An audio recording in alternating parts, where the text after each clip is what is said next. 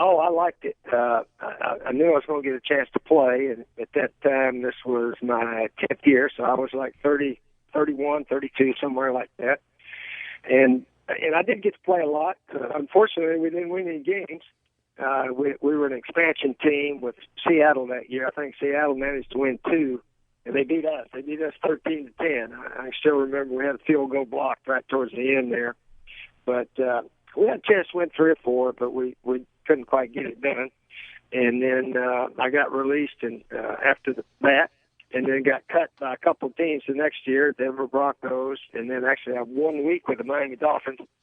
So I was back here in Gainesville, Florida, watching the Gators play, and then I said maybe if I get a chance to be a coach, that's something I would like to do. And I fortunately was hired by Doug Dickey here at the University of Florida.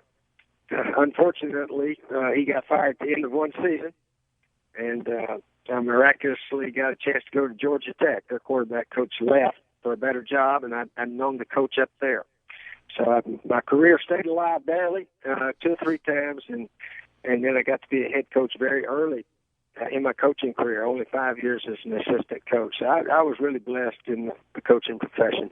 Yeah, and that head coaching opportunity came at Duke with the Blue Devils. Boy, you did a great job up there. You helped them win their first Atlantic Coast Conference championship since 1962, and they appeared in their first bowl since 1960.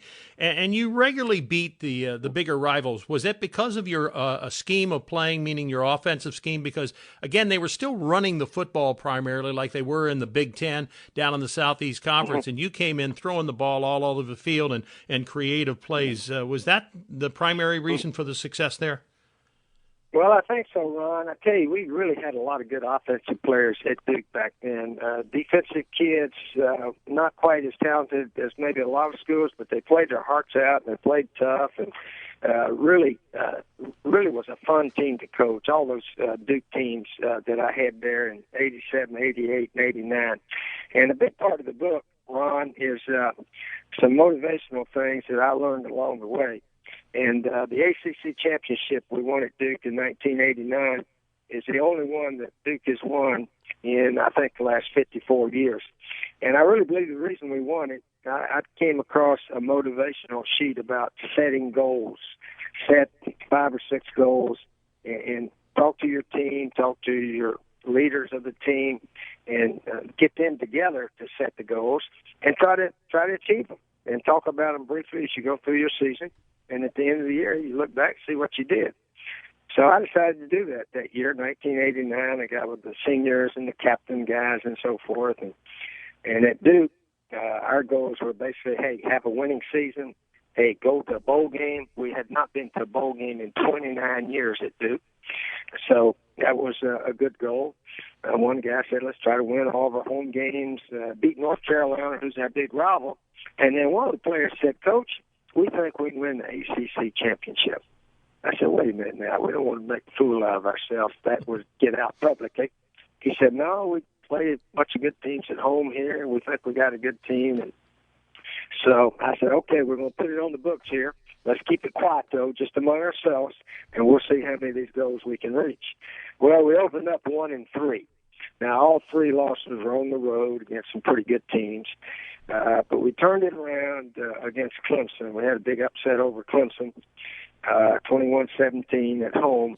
And then after we had the big upset, we started winning. And that goal of winning the ACC championship was within reach.